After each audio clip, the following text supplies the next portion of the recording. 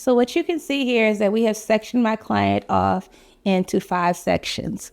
A, B, I'm going to spin her around, and we have C, D, and E.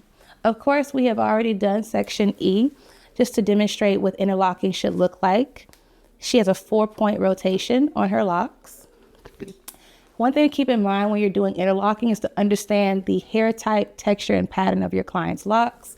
You want to make sure that when you're doing your rotations that you're not overly manipulating the hair. You want to get as close to the root as possible without damaging.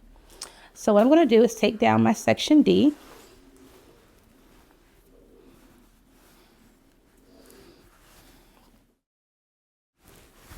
Prior to doing any interlocking, I make sure to examine her locks to make sure there's no damage. As you can see, we do have a little bit of repairs needing to be done in this section right here. So step 1, we are going to define our row. You're going to take your locks in your dominant hand, mine is my right hand, and we're going to define that first row. We're going to take our duck clips and pin the hair out of the way. With my comb, I'm just outlining this first row. As you can see, her lock has drawn into that second row, but that's what we're going to be doing to repair it. So we're going to separate. In separating our locks, you don't want to rip your client's hair, so you make sure to define it with your finger. You go right where the hair is starting to clump together, and you take your shears, and you're going to lightly glide your shears through to kind of loosen that hair off. Notice I'm not pulling and I did not cut. I just glid my shears across that row.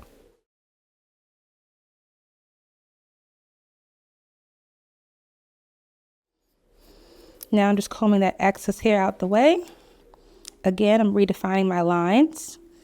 One thing to keep in mind as a loctician is you want to separate yourself from the rest. If that means defining lines, it could be how you manipulate the hair in a soft way. You want to make sure that your client is not feeling stressed or having their locks damaged. So as you can see, there's a bud already established here.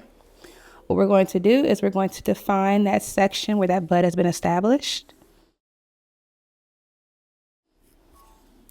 And we're going to pin this excess hair out of the way as well.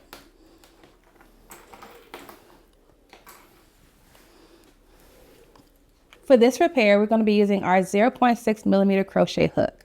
As you can see, there's a very tiny hook at the tip of this crochet needle. Please be very careful when you're using any crochet hooks. Make sure that your hands aren't tired, that you're not fatigued, and that you're using it in the right position. Because I am right-handed, I'm going to turn my crochet hook where the hook is facing towards myself. That way, when I'm using it, I can see where its movement is going. Notice that my thumb is on the flat part and my index finger is right at the cusp of the grooves. To repair her lock, we've already defined the section that needs repairing. I'm going to gather all of her new growth into my hands. I'm then going to take my crochet hook and I'm going to take it and put it underneath the new growth. And as you can see, it's gathering that first section of hair and I'm rotating it forward and then back again. Notice how smooth we're going and how slow we're going. This is because we want to make sure that what we're doing is safe for the client and for ourselves. As you can see, my crochet hook, when it comes in, I'm rotating it downward to gather more hair. And when I go under, I'm rotating it upward, back and forth. If you notice, it's starting a little knotting at the very top. So we're going to take the excess hair and we're going to wrap it around. We do this to kind of tame the loose hair, and then we're going to go back to crocheting it. Although her hair was started with the interlocking technique, it has been a little over a year that she's had her locks, which means we do not want to start this lock with a new interlock. Reason being is because as you learned in section 1, all your locks go through different stages of development. So what we're doing with this repair is we are instantaneously locking this new growth into place, providing the aesthetic and the look of a matured lock. Yes, this particular lock will still go through the 4 stages. However, to the client, they'll be able to see their locks all be uniformed. Now that we have repaired this lock, we're going to begin her maintenance. Using my other crochet hook, this is what they call a latch hook. Notice how the very tip has a hook like our last tool, but this part has a latch that closes over. What we're going to do is we're going to take our lock in our non-dominant hand, mine is my left. Using my dominant hand, I'm going to take my crochet latch hook and we're going to put it through the base of their lock. When we do that, we're going from west to east. We're going to take the tip of our lock and put it in the hook of our latch hook, and we're going to close that latch and we're going to bring it back toward ourselves. This has started your first rotation. Understand when you're doing your rotations, you want to make sure that you go opposite of the first direction. So because we went from right going to the left and back, we're now going to go from the top down. So we're going to take our latch hook and we're going to go through the base. By doing this, we're closing this gap that we've created right here. We're going to put the tip of our lock into that hook and pull it upward. If you notice, we've gotten a little bit closer to her foundation. To close that gap, we're going to go from the opposite direction, back through the base. We're going to place our hair into the hook, latch it, and bring it back through.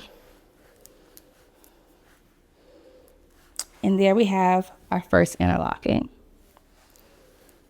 And we'll repeat these steps until we have fully retightened her hair. Let's try that again. So here we have another lock with new growth. When you look at the new growth, even though you have hair that grows outside the lock, all that is tamed during the interlocking portion.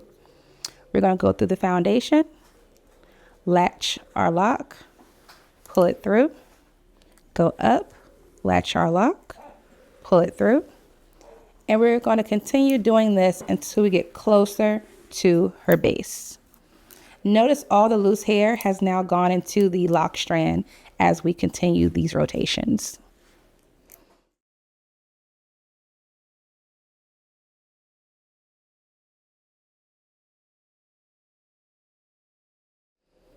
As you see, we have a little gap left, even though we're tight to the foundation. We're going to close that gap.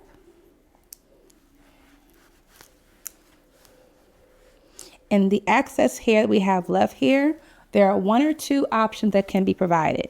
If you are not an advanced loctician, meaning that you do not have a skill set that is embedded into crochet maintenance, the safest option is to take your excess hair and wrap it into the lock. Yes, this hair over time will bind itself into the lock and it will create a smooth texture.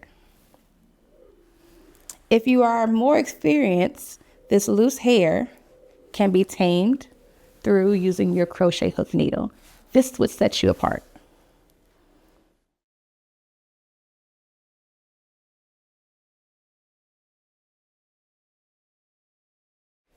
By utilizing the crochet hook, we have tamed her curls and created a very nice uniformed lock.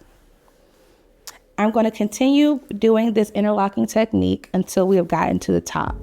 Your finished results should look like this.